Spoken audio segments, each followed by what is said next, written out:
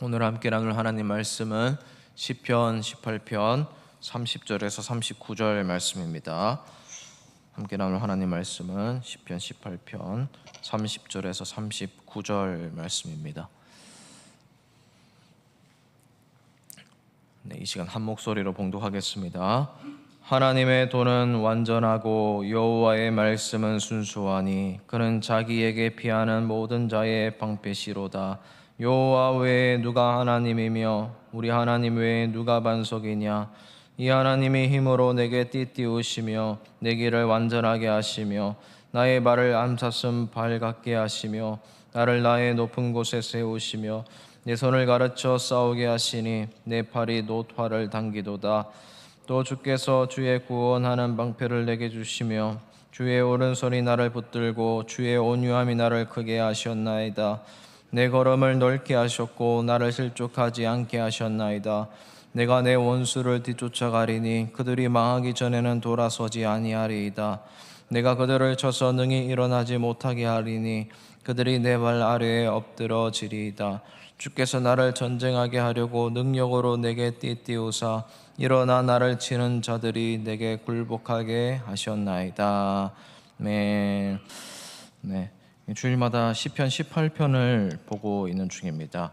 이 시편 18편은 사무엘하 22장에 다윗이 찬양을 했던 것이 그대로 이제 시편에 들어와 있는 성경입니다. 그리고 사무엘하 23장은 다윗이 마지막으로 남기는 유언 그리고 당부에 해당됩니다. 그러니까 유언을 남기기 전에 사무엘하에 들어있는 찬양이다라고 보시면 되겠습니다. 그래서 다윗의 인생의 말미에 과거를 회상하면서 하나님이 지금까지 지켜주신 것을 찬양하는 내용들이 많이 들어있습니다. 특별히 오늘 본문도 그런 부분인데 30절에 보면 하나님의 도는 완전하고 여호와의 말씀은 순수하니라고 하나님의 말씀에 대해서 찬양하는 내용입니다. 하나님의 진리, 하나님의 말씀, 이것이 가장 순결하고 그리고 완전하다라고 말씀하고 있습니다. 그래서 하나님 말씀대로 살아가는 그 말씀에 피하는 자는 방패가 되어주시는 하나님을 경험하게 된다라고 삶을 통해서 보여주고 있습니다. 그리고 특별히 이제 하나님을 믿으면서 살아갈 때 우리가 실생활에서 고민이 되고 어려움이 있을 때 이 시편을 읽으면 굉장히 좋습니다. 그때는 기도가 저절로 나오지 않습니까? 그래서 우리가 기도의 방향을 이 시편대로 설정을 하면 참 우리 마음을 참 위로해주고 또 우리 마음을 참 알아주는 하나님의 손길을 느낄 수가 있는데, 특별히 32절에 보면 하나님이 힘으로 내게 띠띠우시며 라고 말씀합니다. 여러분, 우리가 살아갈 때 막 지치고 힘들 때 하나님이 힘이 되어주신다는 사실이 얼마나 위로가 되는지 모릅니다. 이 일을 내가 감당할 수 없는 건데 하나님이 힘으로 내게 띠띠워 주신다는 거예요. 우리가 허리가 막 불편할 때 허리에 복대를 차지 않습니까?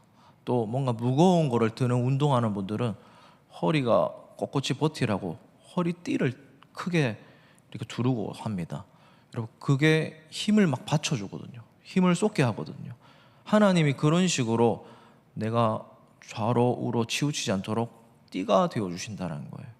그러니까 우리가 살아갈 때 힘든 일이 있으실 때 기도 속에 탄식 소리가 저절로 나올 때 하나님이 내게 힘 되어주신다는 사실을 꼭 기억하시길 바랍니다. 하나님이 힘이 되어주시는 것을 다윗이 많이 경험했던 겁니다.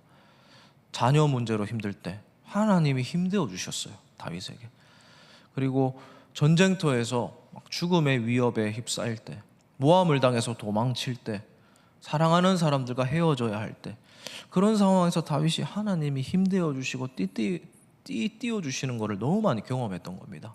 그래서 그렇게 찬양할 수밖에 없었다라는 겁니다. 그리고 35절에 보면 또 중요한 말씀이 나오는데, 또 주께서 주의 구원하는 방패를 내게 주시며 오른손이 나를 붙들고 주의 온유함이 나를 크게 하셨나이다 라고 말씀합니다. 특별히 뒷구절에 보면 주의 온유함이 나를 크게 하셨나이다, 이 말씀은 여기서 온유하다란 말은 스스로 낮추신 것을 말하는 겁니다. 스스로 낮아진 것을 온유하다라고 번역을 했는데, 주님이 스스로 낮아지셔서 나를 크게 해주셨다는 겁니다. 자신을 낮추시면서 나에게 맞추어서 내 상황에 딱 맞게 하나님이 나를 크게 해주셨다라고 고백합니다. 그런데 이것도 뒤돌아봤을 때 내가 그 상황을 이겼고 참 운이 좋았고 참 사람들 때문에 혹은 우연히 찾아온 기회 때문에 내가 그 상황을 이길 수 있었다 이렇게 말하는 게 아니고, 이 35절 첫 부분에 보면 주께서라는 말이 나옵니다. 주께서. 이 주께서라는 말은 이 18편 후반절부터 정말 많이 나오는 말입니다. 이제 39절에도 나오고 40절에도 나옵니다. 그러니까 다윗은 알았던 겁니다. 이거를 살아온 순간을 돌아보니까 이거 다 주께서 해주신 거구나, 이걸 알았던 겁니다. 그게 내가 한 게 아니었구나, 이걸 알았던 거예요. 사람이 한 게 아니었구나. 주님이 그 상황마다 딱 적절하게 나한테 낮추셔서 온유한 모습으로 찾아오셔서 나를 크게 해주셨구나, 그걸 이기게 해주셨구나, 이거를 너무 잘 알았던 겁니다.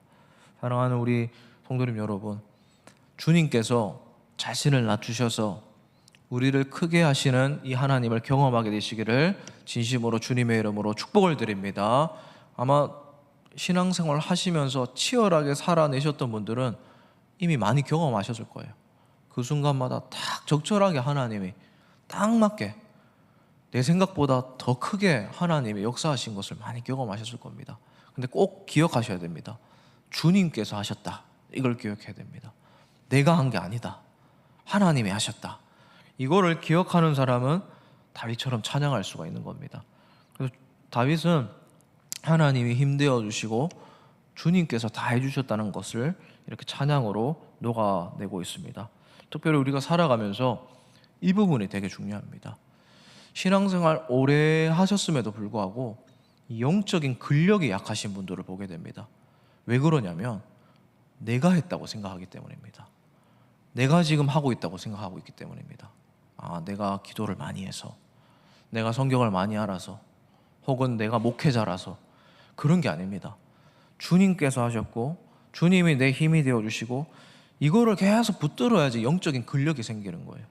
그래야지 어떤 상황이든 내가 하나님께 초점이 가 있습니다. 여러분, 우리가 그럴 때 있지 않습니까? 막 너무 힘들고 정신없을 때, 이성을 잃을 때, 그때 잊어버려요. 근력이 약하면. 이걸 어떤 식으로든 내가 복수해야 되겠다, 어떤 식으로든 내가 이거 갚아줘야 되겠다, 내가 사람 의지해 봐야 되겠다, 여기 전화해 봐야 되겠다. 근데 그럴 때에도 기억해야 됩니다. 영적 근력이 강한 사람은 이건 주님만 해결하실 수 있어, 이거는 주님이 내게 띠띠어 주셔서 내가 힘이 주님께로 공급받아야 되는 거야, 이거를 끝까지 붙들고 모든 순간마다 알고 있는 사람은 계속 근육이 생기게 되어 있습니다. 그래서 운동을 많이 하시는 분들 보면요, 일반 사람들보다 근육이 굉장히 커요. 어떤 분을 제가 딱 봤는데 허벅지가 제 허리만한 분을 봤습니다. 그분은 뭐 운동선수가 아니고 그냥 헬스장에서 일반인인데 계속 운동하시는 분이에요. 꾸준히 하면 그렇게 되는데 아무것도 안 하면 저처럼 되는 겁니다. 여러분, 영적인 근육도 마찬가지예요.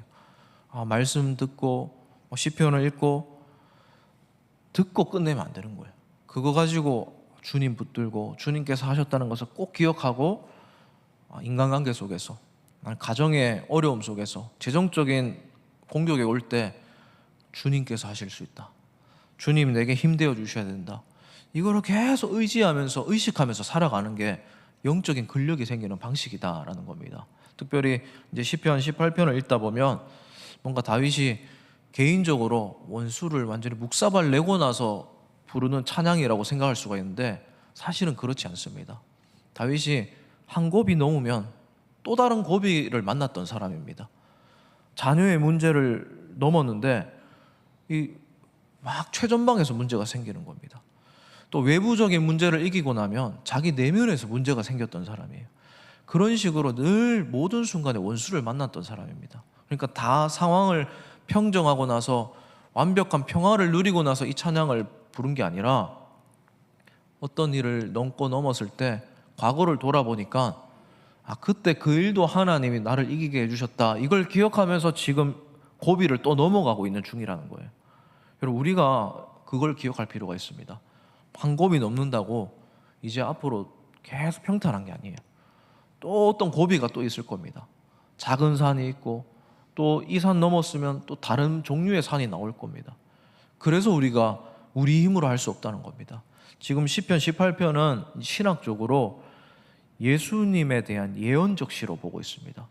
예수님이 결국 원수를 무찌르시고 원수를 발 아래 두시면서 하나님의 영광을 선포하시는 장면을 예언하는 시라고 신학자들이 이야기하는데 그렇습니다. 결국 이 시편 18편은요 십자가를 바라보게 하고 있습니다. 예수님이 원수를 발 아래 두셨거든요. 원수를 완벽하게 무찔러 주신 분이거든요.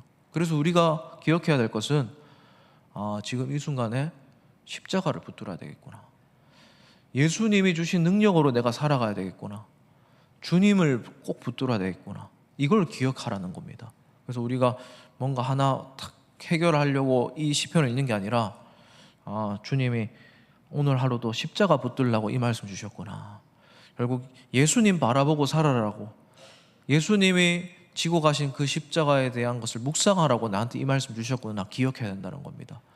주님을 의지할 때 그 일을 이길 수 있다는 것을 기억할 필요가 있습니다. 사랑하는 우리 새감교회 모든 성도님 여러분, 오늘 주일 하루도 십자가를 바라보고 모든 악한 원수를 물리치신 예수님을 바라보고 승리를 경험하는 우리 모두가 되기를 진심으로 주님의 이름으로 축복을 드립니다.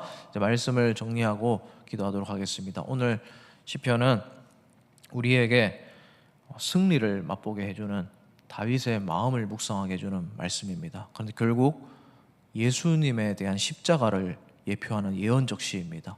우리가 오늘 하루도 이 시편을 바라보면서 기도 제목이 있을 때 십자가를 바라보고 주님의 힘으로 주님께서 하시는 일을 바라보면서 승리를 경험하게 되는 우리 모두가 되기를 진심으로 주님의 이름으로 축복을 드립니다. 우리 함께 기도했으면 좋겠습니다.